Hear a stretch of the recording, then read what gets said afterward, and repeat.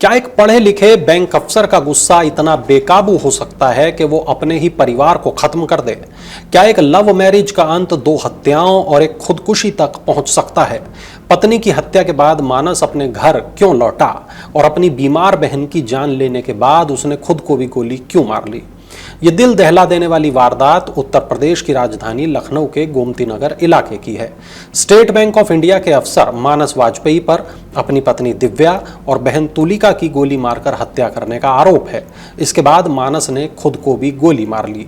3 लोगों की मौत ने पूरे इलाके को सन्न कर दिया, लेकिन इस खूनी वारदात की कहानी प्यार से शुरू हुई थी। मानस और दिव्या ने प्रेम विवाह किया था। मानस पढ़ाई में अच्छा था। साल 2015 में उसे बैंक में नौकरी मिल गई थी। दिव्या भी एक प्राइवेट बैंक में काम करती थी। वो रिलेशनशिप मैनेजर के पद पर तैनात थी। शादी के शुरुआती दिनों में दोनों की जिंदगी सामान्य रूप से चल रही थी, लेकिन करीब 5 साल पहले दोनों की जिंदगी में एक बड़ा बदलाव आया। दिव्या गर्भवती हुई। परिवार में बच्चे के आने की खुशी थी, लेकिन इसी दौरान उसका गर्भपात हो गया। इसके बाद पति पत्नी के रिश्ते में दूरियां बढ़ने लगीं। दोनों के बीच तनाव रहने लगा और इसी तनाव के बीच रिश्ते में शक की एंट्री हुई। परिजनों के मुताबिक मानस को दिव्या पर शक होने लगा। वो दिव्या की गतिविधियों पर नजर रखता था। वो कहाँ जा रही है, किससे मिल रही है, इसे लेकर सवाल करता था। इसी वजह से दोनों के बीच विवाद बढ़ने लगे। कई दिनों तक दोनों के बीच ठीक से बात भी नहीं होती थी। एक तरफ मानस की शादीशुदा जिंदगी बिगड़ रही थी, दूसरी तरफ उसके परिवार पर लगातार दुखों का पहाड़ भी टूट रहा था। साल 2018 में मानस के पिता आर.के. वाजपेयी का निधन हो गया। वो पंजाब नेशनल बैंक में काम करते थे। इसके बाद साल 2022 में मानस की मां अंजू की भी बीमारी से मौत हो गई। माता पिता की मौत का मानस की बहन तुलिका पर गहरा असर पड़ा। वो सदमे में चली गई। उसकी मानसिक स्थिति बिगड़ने लगी। उसका इलाज शुरू कराया गया। अब मानस के सामने पत्नी और बहन के बीच संतुलन बनाने की चुनौती थी। मानस अपनी बहन से बेहद लगाव रखता था। वो उसकी देखभाल करता था और उसे अकेला नहीं छोड़ना चाहता था। दूसरी तरफ दिव्या और मानस के बीच पहले से तनाव चल रहा था। दिव्या के परिजनों ने घर के खर्च और दूसरी पारिवारिक बातों को लेकर भी आरोप लगाए।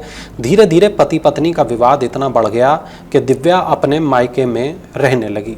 इसके बाद मामला फैमिली कोर्ट पहुंच गया। दिव्या ने तलाक के लिए वाद दायर किया। उसने स्त्री धन के साथ 1 करोड़ रुपए हर्जाने की मांग भी की। दोनों के परिवारों ने रिश्ते को बचाने की कोशिश की। कई बार समझौता कराने का प्रयास हुआ। 18 अगस्त को भी कोर्ट में दोनों के बीच सुलह समझौते की प्रक्रिया हुई थी। इसके अगले दिन मानस के मामा अवधेश ने उससे फोन पर बात की।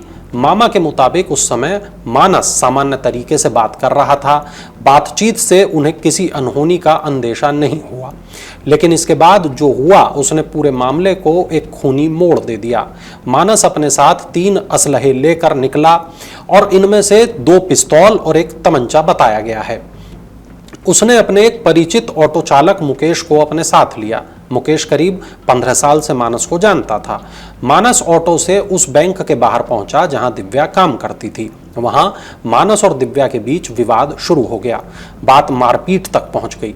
ऑटो चालक मुकेश ने मानस को रोकने की कोशिश की। शोर सुनकर बैंक का गार्ड भी बाहर आ गया, लेकिन मानस के हाथ में असलहा देखकर गार्ड पीछे हट गया। इसके बाद हालात अचानक बेहद खौफनाक हो गए। मानस ने दिव्या पर गोली चला दी। दिव्या को गोली लगी और उसकी मौत हो गई।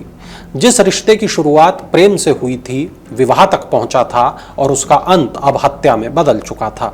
लेकिन मानस यहीं नहीं रुका। पत्नी की हत्या के बाद उसने ऑटो चालक मुकेश को असलहा दिखाया और उसे घर की तरफ चलने को कहा। मुकेश मानस को लेकर गोमती नगर वाले उसके घर की तरफ पहुंच गया। घर के पास पहुंचने के बाद मुकेश वहां से निकल गया। इसके बाद मानस घर के अंदर पहुंचा। वहां उसकी बहन तुलिका मौजूद थी। पुलिस के मुताबिक मानस ने तुलिका को भी गोली मार दी। जिस बहन की वो देखभाल करता था, जिसकी बीमारी को लेकर वो परेशान रहता था, उसी बहन की जिंदगी भी गोली लगने से खत्म हो गई। और इसके बाद मानस ने तीसरा और आखिरी खौफनाक कदम उठाया। उसने खुद को भी गोली मार ली। सूचना मिलने के बाद पुलिस मौके पर पहुंची। घर के अंदर भाई बहन के शव मिले, वहीं दिव्या की हत्या बैंक के बाहर हो चुकी थी। पुलिस ने तीनों शवों को पोस्टमार्टम के लिए भेज दिया। पोस्टमार्टम के दौरान भी मामला चर्चा में रहा। पोस्टमार्टम में देरी को लेकर दोनों परिवारों के लोगों ने नाराजगी जताई। बाद में डॉक्टरों के पैनल ने पोस्टमार्टम किया। पोस्टमार्टम के मुताबिक दिव्या के चेहरे और सिर पर चोट के निशान मिले। दिव्या और तुलिका के सिर में गोली फंसी मिली। वहीं मानस को जो गोली लगी वो सिर के आर पार निकल गई। 3 मौतों के बाद पुलिस अब इस पूरे घटनाक्रम की कड़ियों को जोड़ रही है। जांच में पति पत्नी के खराब रिश्ते अहम हैं, तलाक का मामला सामने है, परिवार के अंदर चल रहा तनाव जांच का हिस्सा है और वहीं मानस के मकान और करोड़ों रुपए की संपत्ति को लेकर भी जानकारी जुटाई जा रही है। पुलिस ने मानस के मकान को सील कर दिया है। जिस घर में कभी मानस, दिव्या और तुलिका की जिंदगी चल रही थी, वहां अब सन्नाटा है। एक प्रेम विवाह टूट गया, 2 लोगों की हत्या हो गई और हत्या के आरोपी मानस ने भी अपनी जान ले ली। लेकिन 3 मौतों के बाद भी इस कहानी का सबसे बड़ा जवाब मिलना अभी बाकी है। आखिर ऐसा क्या हुआ कि पति पत्नी का विवाद इस खूनी अंजाम तक पहुंच गया? क्या वजह टूटता रिश्ता था? क्या बढ़ता शक इसकी वजह बना? क्या पारिवारिक तनाव और संपत्ति का कोई कनेक्शन था? और सबसे बड़ा सवाल ये कि 18 अगस्त को कोर्ट में जो सुलह समझौते की प्रक्रिया हुई, उसके बाद ऐसा क्या बदला कि ये विवाद 2 हत्याओं और एक खुदकुशी तक पहुंच गया?